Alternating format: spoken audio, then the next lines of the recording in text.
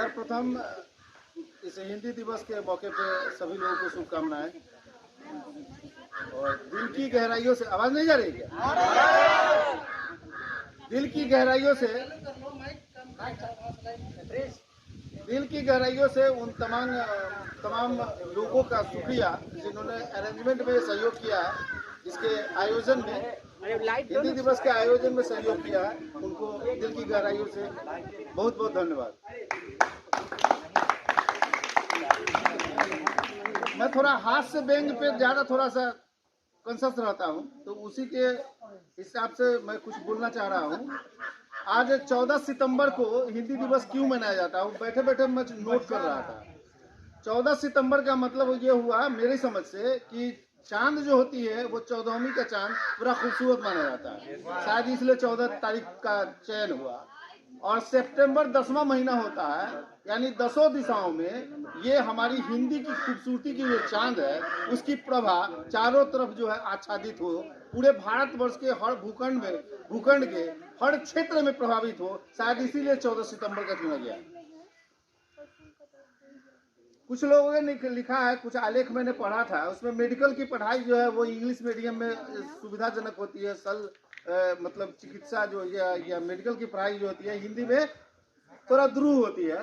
तो उदाहरण के तौर पे 2-4 शब्द मैं बोल रहा हूँ। शल्य चिकित्सा सर्जरी को कहते हैं, और ये फार्मास्यूटिकल्स को हिंदी में कहते हैं भेषज। कैंसर को हिंदी में कहते हैं अर्बुद। और पांडु का नाम इसलिए पांडु पड़ा था कि उनको पीलिया रोग हो गया था, हेपेटाइटिस बी, यानी हेपेटाइटिस को पांडु रोग कहते हैं।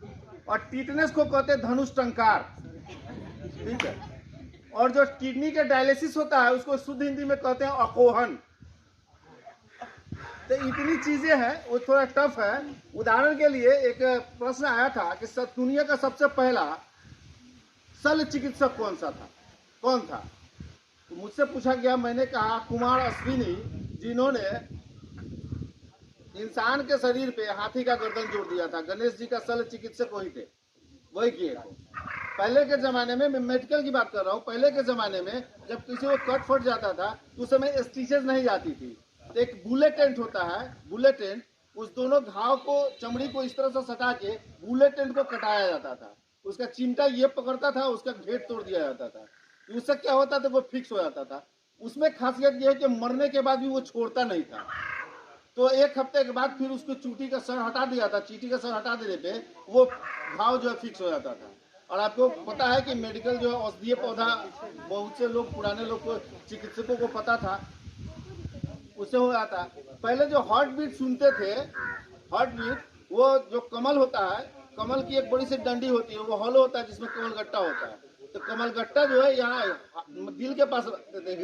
हृदय स्पंदन सुनने के लिए वैद्य जो है वो रखता था, और उसका जो डंडी होता था वो कान में रखता था, वो हॉलो होता था, उसकी आवाज स्पष्ट सुनाई पड़ती थी। और ये नाड़ी पकड़ करके लोग बता दिया करते थे कि आज जो है हम लोग हिंदी से दूर भाग रहे हैं, इसलिए हिंदी को पकड़िए। मैंने देखा कहीं साहित्यों के भीड़ में एक बूढ़ी हिंदी सी शक्ति कराती हुई, क्योंकि कोई भी उसको पूछने वाला न था। अब आते हैं, हम अपने प्रोटे पे आते हैं। ठीक, एक टीचर थे, आप लोग बनने के बाद फिर टीचर बनेंगे, स्कूलों में जाएंगे, तो आप ध्यान रखिएगा वर्तनी की शुद्धता, उस पर ध्यान रखिएगा। एक टीचर ने पढ़ाया था एक बच्चे को, बच्चा 10th पास किया, उसके बाद जैसे तैसे 10th पास किया, उसके बाद बच्चा चला गया बाहर कमाने। गरीब परिवेश का बच्चा यूं ही काम करता है, परिवेश वहाँ उसको दिक्कत हो गई। जो वहाँ अरेंज करने गया था वो उसको छोड़ दिया। अब वहाँ उसको भूखे मरने की नौबत हुई। उसने अपने दादा को, यानी बाबा को चिट्ठी भेजी, बाबा को चिट्ठी लिखी। उसे चिट्ठी जब आई, उसके बाबा पढ़े, गौर से सुनिएगा, बाबा उसके पढ़े, उसका मजमून क्या था वो मैं बोलता हूँ। बाबा का मलम जलद पस भजन हम मर जप। इसका मतलब हंसने वाली बात है। अब उसको क्या है कि जो टीचर ने पढ़ाया था, आकारांत, इकारांत, ईकारांत, उकारांत, उकारांत, ये बातें नहीं समझाई थी, इसीलिए वो पूरा लिखा था, बाबा के मालूम जे जल्दी पैसा भेजिए, न तो हम भूखे मर जाएंगे। तो इसको वर्तनी चूंकि एकले उकले छोड़ देंगे, अगर आकारांत छोड़ देंगे तो वही होगा बाबा का मलम जो जलद पस भजन न तो हम मर जब। तो इस तरह की कोशिश कीजिए, वर्तनियों पे ध्यान दीजिए, और मैं थोड़ा व्यंग के हिसाब से कोई संदेश देने की कोशिश करता हूँ। सबको करती एक समान हिंदी भाषा बड़ी महान। चलिए इन्हीं पंक्तियों के साथ अब हम आगे बढ़ते हैं और बीना को बुलाते हैं, वो अपनी कविता के साथ आएंगी। शुभ दोपहर परम आदरणीय प्राचार्य महोदय एवं मेरे प्यारे सहपाठियों, मैं बीना आप लोगों के समक्ष एक कविता प्रस्तुत करने जा रही हूँ, जिसका शीर्षक है काश दुनिया भी कभी ऐसी होती। काश दुनिया भी कभी ऐसी होती जहाँ रिश्तों में सिर्फ प्यार ही प्यार होता। काश दुनिया भी कभी ऐसी होती जहाँ रिश्तों में सिर्फ प्यार ही प्यार होता, जहाँ बनावट के चेहरे न होते, जहाँ दिल में एक दूजे के लिए नफरत न होती। काश दुनिया भी कभी ऐसी होती जहाँ एक मुस्कान खुशियाँ बिखेर देती, जहाँ एक माफ़ी रिश्ते फिर पहले जैसे कर देती, जहाँ आंसू दिल की सारी नफरत खत्म कर देती। काश दुनिया भी कभी ऐसी होती जहाँ एक दूजे की सफलता देख दिल में जलन न होती, जहाँ माँ बाप की सेवा से बढ़कर और कोई खुदाई न होती, जहाँ दिल से जुड़े बंधनों की कभी जुदाई न होती। काश दुनिया भी कभी ऐसी होती जहाँ होली का रंग सबको एक रंग में रंग देता, जहाँ दिवाली का दिया हर अंधेरे से जंग कर लेता, जहाँ सावन की एक बौछार सबको एक संग कर देती। काश दुनिया भी कभी ऐसी होती जहाँ शोर होता किसी की भलाई करने का, जहाँ जोर होता किसी की बुराई रोकने का, जहाँ गौर होता किसी की खूबी पहचानने का। काश दुनिया भी कभी ऐसी होती जहाँ नाम कमाने का कोई बोझ न होता, जहाँ बेटी को जन्म देने पर कोई दोष न होता, जहाँ अपनों को खोने का कोई डर न होता। काश दुनिया भी कभी ऐसी होती जहाँ किसी मजहब का अपनापन न होता, जहाँ जाति जाति में भेदभाव न होता, जहाँ रब खुदा और भगवान एक समान माने जाते।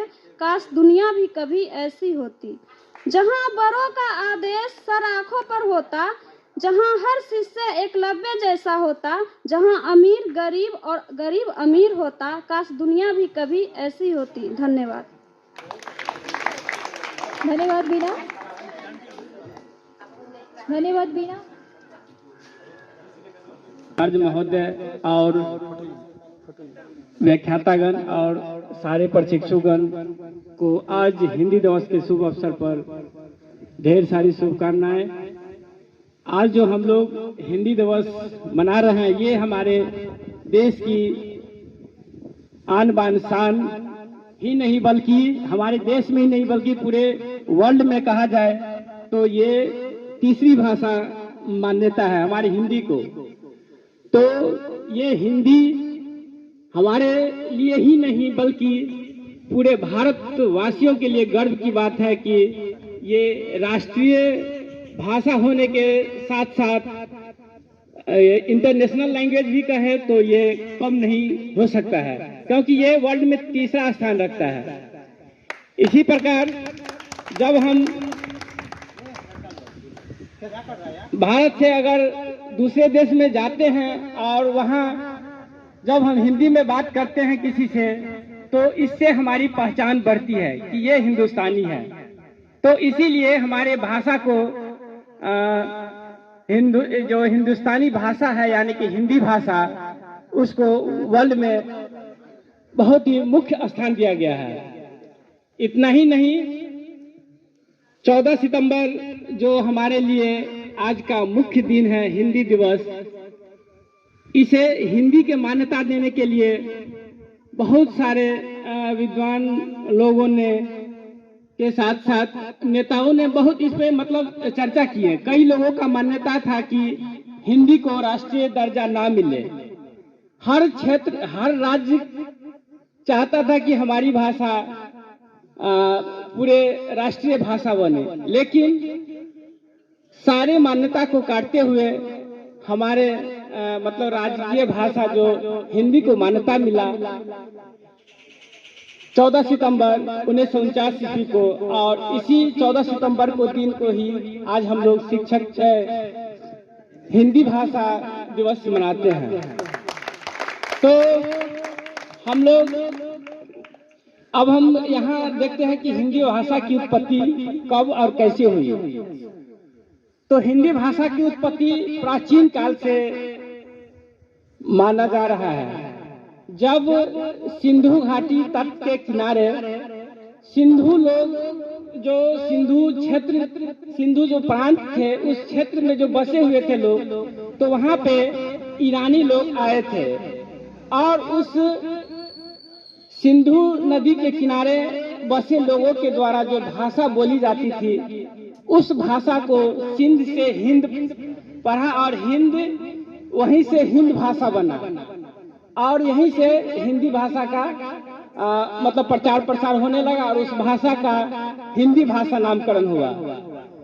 तो ये हमारी हिंदी जो प्राचीन भाषा है, तो इसको हम लोग को एक सांस्कृतिक कहिए या एक धरोहर कहिए, उसे रखने के लिए इस 14 सितंबर को हम लोग हिंदी को मतलब आम भाषा के तरह नहीं, बल्कि उसके हिंदी को मुख्य भाषा के रूप में और हिंदी के द्वारा जो भी राजकीय कार्य हो या फिर कोई भी, या हम लोग को जो हिंदी भाषा है उसका मान्यता संविधान के अनुच्छेद 8वीं में 1953 में मिला था, 23 दिसंबर 1953 को।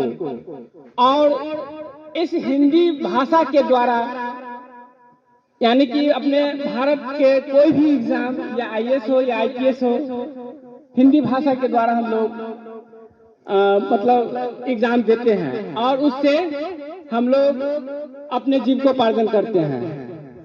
तो हिंदी का महत्व इसीलिए बढ़ जाता है। और इतना ही नहीं, जब हम अपने बिहार से कहीं जैसे कि साउथ में जाते हैं, वहाँ जब हम लोग आपस में हिंदी में बात करते हैं तो वहाँ के लोग हिंदी भाषी को थोड़ा सा हिंद दृष्टि से देखते हैं। लेकिन ये चीज को हम लोग को अंदर की जो ये गलत भावना है इसको निकाल दें, क्योंकि हिंदी हमारा राष्ट्रभाषा बन चुका है। तो इतना ही नहीं, यानी कि कश्मीर से लेके कन्याकुमारी तक और इधर गुजरात से लेके ये असम तक यानी कि हिंदी बोली जाती है। ठीक है, इसके साथ आगे की कार्रवाई बहुत बहुत धन्यवाद सर।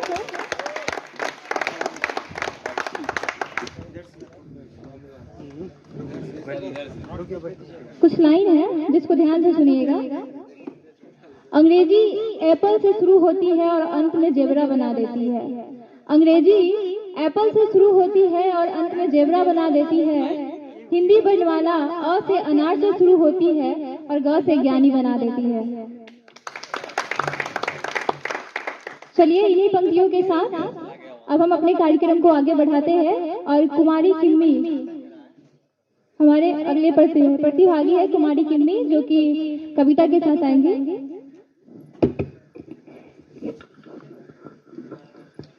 आदरणीय शिक्षकगण एवं हमारे साथियों, सभी को हिंदी दिवस की हमारी तरफ से हार्दिक शुभकामनाएं। तो आज हिंदी दिवस है और हिंदी दिवस पे हम भारतेंदु हरिश्चंद्र की कविता के दोहे चार चांद लगा देगी। तो वो उनका दोहा है, निज भाषा उन्नति है सब उन्नति को मूल, बिन निज भाषा ज्ञान के मिटत नहीं ये को सूल। इसका अर्थ है कि हिंदी के बिना हमारी उन्नति संभव नहीं है और यही सभी उन्नति का मूलाधार है और इससे इसके बिना हृदय की पीड़ा का निवारण नहीं हो सकता है। हिंदी मतलब महात्मा गांधी जी को बहुत ही प्रिय भाषा थी। उन्होंने कहा था कि जिस भाषा में तुलसीदास जैसे कवि ने रचना की हो वह भाषा अवश्य ही पवित्र है और इस भाषा के सामने कोई भाषा नहीं ठहर सकती है। तो इस हिंदी दिवस पे हमारी रचना है, उसका शीर्षक है बेखौफ सोच। उसके वह हम आप सभी लोगों के सामने सुनानी चाहती हूँ। तो बेखौफ सोच है, बहता हूँ बह जाने दो, कहता हूँ कह जाने दो, क्योंकि ये कलम है मेरी, कागज कहता स्याही तलब है मेरी। अब कोई टोक नहीं है और ना ही कोई रोक है, जो दिल में आ जाता है, जो मन को भा जाता है, कह देता हूँ मैं खुल के। हिम्मत संग बढ़ रहा हूँ, कठिन डगर पे चल रहा हूँ, बेखौफ सोच सी हो गई है, अंतरात्मा मेरी कोच सी हो गई है। शंकाओं के पर्दे गिरा दे, अब तू आशाओं के बल्ब जला दे। धन्यवाद। बहुत बहुत धन्यवाद किमी।